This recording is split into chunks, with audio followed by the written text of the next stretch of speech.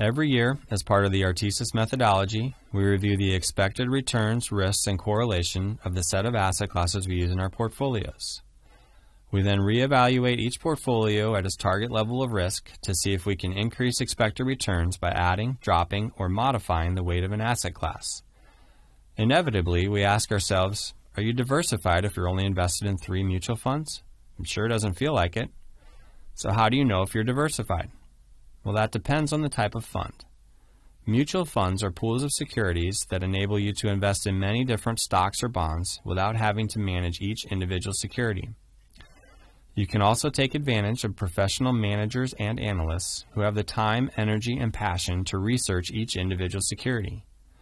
While it may feel better to own more than 3 funds, when you dive into the combined pool of securities held by your funds, you may find each fund has invested in very similar companies with regard to size and style.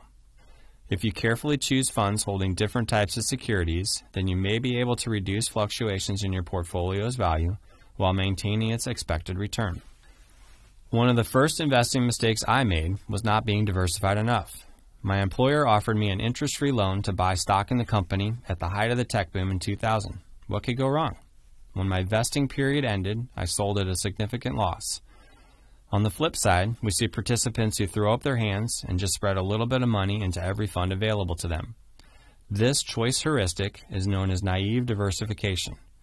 Their overall portfolio diversification depends on the proportion of stock and bond funds made available by their employer without taking into account the participant's risk tolerance or desired return. We'll take our carefully designed portfolio of 3 mutual funds over a single stock portfolio or naive diversification.